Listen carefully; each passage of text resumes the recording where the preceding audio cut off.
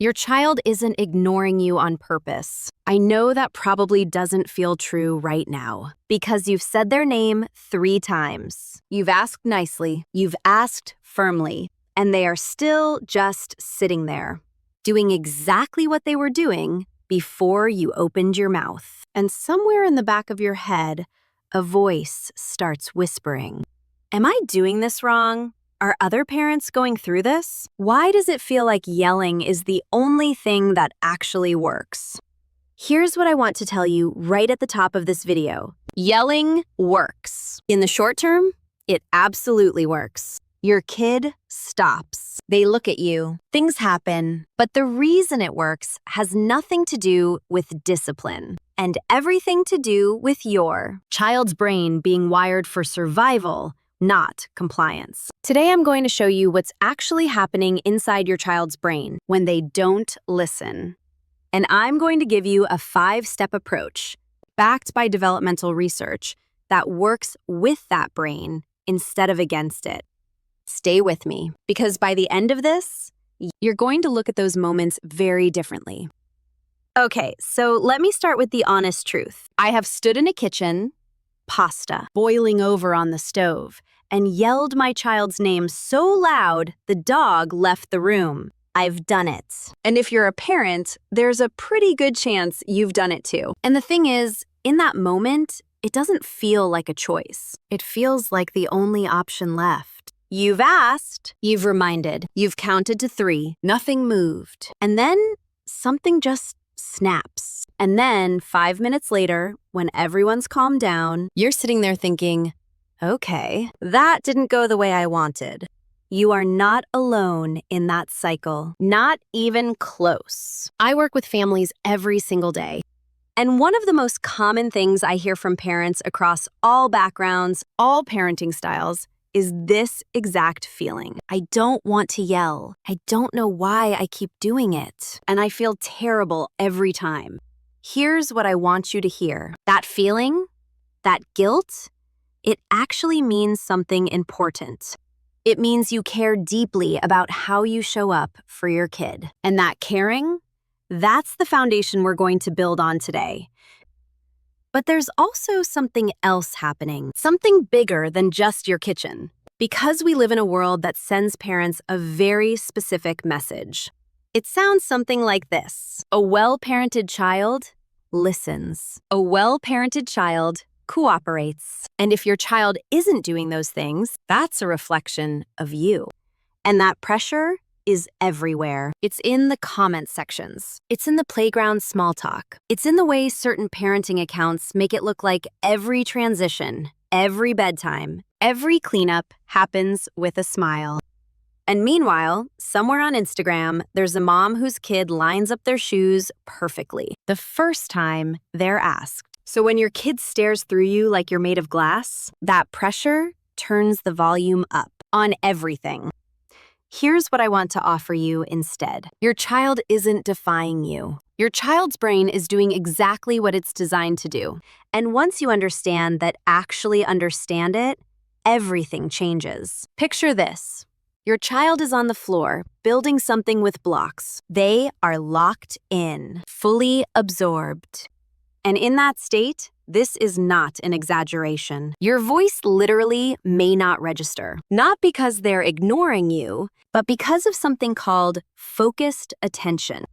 When children are deeply engaged in an activity, their brain is running in a kind of high bandwidth mode. It's filtering out background noise. It's filtering out interruptions.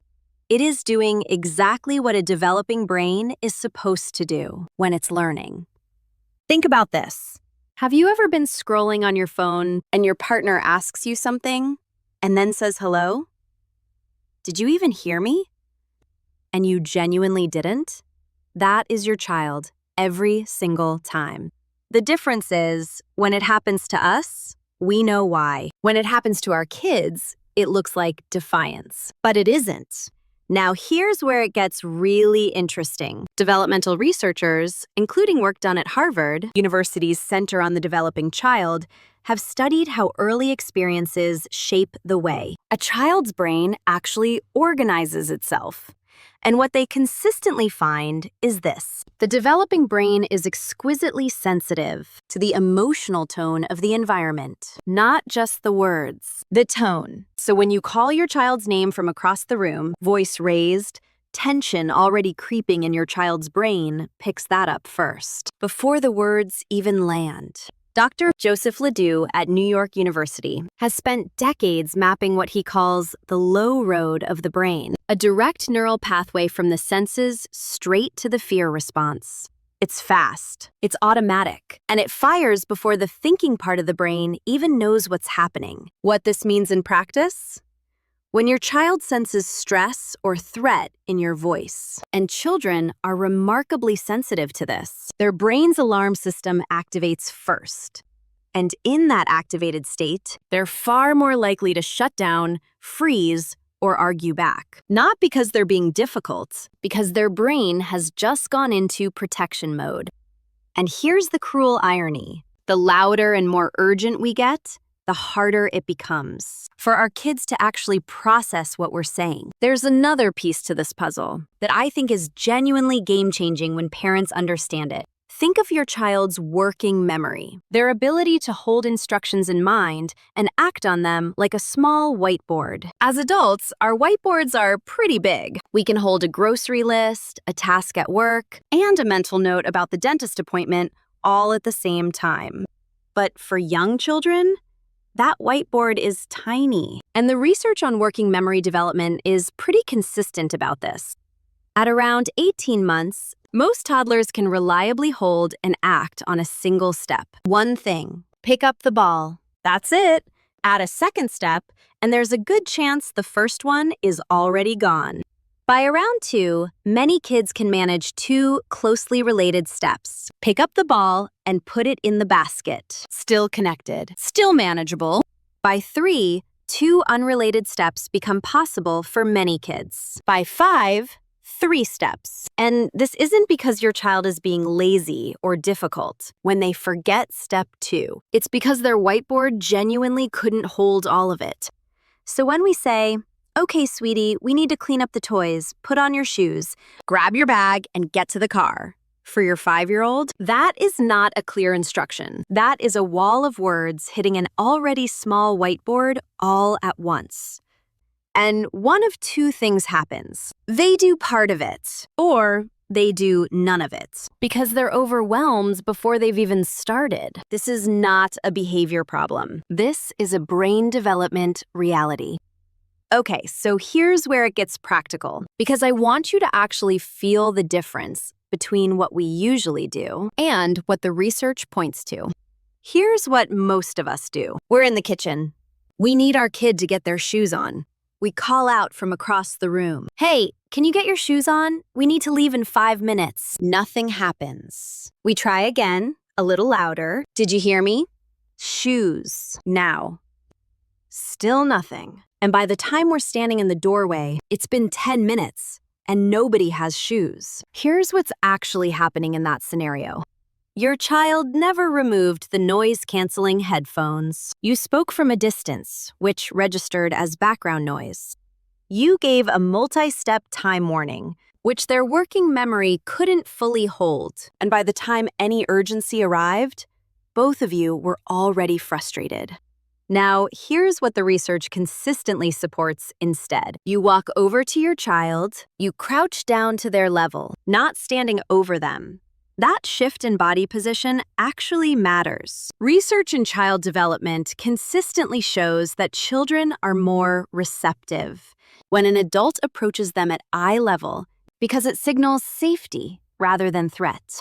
That amygdala we talked about stays calmer. Then you gently place a hand on their arm or shoulder. That physical connection cuts through the focus state. It's like removing the headphones. Then you say their name, and you wait. You wait for eye contact, because that moment of actual eye contact is your signal that you've made a real connection. And only then do you give the instruction. And you keep it to 1 thing, or 2 at most, depending on their age. Put the blocks in the bin. That's it. And then And this is the step almost everyone skips. You wait. Silently, you count to 10 in your head because developmental research suggests it takes a child's brain somewhere in the range of 7 to 10 seconds to process the words they've heard, understand what they mean, plan the action, and get their body to start moving. That's a lot of steps. And we usually give them about 2 seconds before we repeat ourselves. What happens when we repeat before they've had time to process? We've just reset the clock. And now they need another 10 seconds. And we repeat again, and it cycles. The silent wait is one of the most powerful things you can do. And it costs you nothing. All right, let me give you the full 5-step approach because I want you to have something concrete to take out of today. Step 1 is the connection catalyst. Before you ask your child to do anything, walk over, get to their level, place a gentle hand on their arm, and say their name. Wait for eye contact. This is your green light, not before. When you've made that physical face-to-face connection first, you've already done more than most parenting moments ask of us. Step 2 is the whiteboard match. Once you have their attention, match your instruction to what their brain can actually hold. 1 step for toddlers, 2 steps for preschoolers, and only if they're related. Keep the language positive and specific. Not stop leaving your shoes everywhere, but put your shoes by the door. Tell them what to do, not what to stop doing. It sounds small. It makes a significant difference. Step 3 is the patient pause. After you've given the instruction, stop. Don't repeat. Don't prompt. Don't say, "Did you hear me?" Just wait. Count to 10 silently. Give their brain the processing time it actually needs. This is genuinely one of the hardest things for parents to do because it feels passive. But it's not passive. It's respectful of how their brain works. Step 4 is the specific spotlight. This one is about what happens when they do listen. Because we're pretty quick to react when they don't, and pretty quiet when they do. I noticed you put the blocks in the bin right away. That was really helpful. Specific praise tells their brain exactly what worked, and it builds the pattern. Listening leads to positive connection. That pattern, over time, is associated in the research with stronger cooperation. Step 5 is the helping hand. Sometimes after you've done all of the above, they still don't move. And here's what matters. You follow through calmly. You simplify the instruction even further. Put on your shorts instead of get dressed. And if they still don't move, you help them. You say, sit down as you point to the chair. You place the shorts in their hands. You help them pull them on if needed. As they complete each step, you praise their efforts to help build their confidence and cooperation. This isn't giving in. This is teaching them that when you say something, you mean it every time, not just when your voice is loud enough. And that lesson, taught consistently and calmly, builds something much more durable than fear of the yell. The first bonus tool is the whisper. Instead of getting louder, try getting quieter. Drop your voice to a near whisper. Kids are wired for novelty, and a whisper is unexpected. Their attention snaps toward you. It works partly because it's surprising, and partly because it doesn't activate that threat response. The second tool is playful parenting. Not every instruction needs to be a directive. Let's race to see who can get their shoes on first. Can you put the toys away before this song ends? Bringing a game element into the moment changes the emotional context entirely. And a brain that's playful is a brain that's cooperative. And the third one, this is the one I think matters most, is the repair. There will be days when none of this goes perfectly. Days when you lose the patience you worked hard to hold on to. Days when the yell happens anyway. And on those days, the most powerful thing you can do is come back to your child afterward when everyone is calm and say something like, "I got really frustrated earlier. That's on me. I love you, and I want to do better. Research looking at attachment and parent-child relationships, including foundational work building on Mary Ainsworth's studies, consistently points to one thing. Children don't need perfect parents. They need parents who repair. A parent who makes mistakes and comes back to reconnect? That pattern, repeated over time, is associated with secure attachment across many different studies. Not guaranteed, but meaningful. You don't have to be flawless. You have to keep coming back. So let me leave you with this. The next time you're standing in that moment, the one where they're not listening, and every fiber of you wants to raise your voice, I want you to try something first. Walk over, crouch down, hand on the arm, name, eye contact, one instruction, 10 seconds of silence. That's it. That's the whole thing. It won't be perfect the first time or the 5th time, but what you're building, slowly, steadily, is a relationship where your words mean something, where your presence signals safety, where your child knows that you're someone who shows up for them, even when it's hard.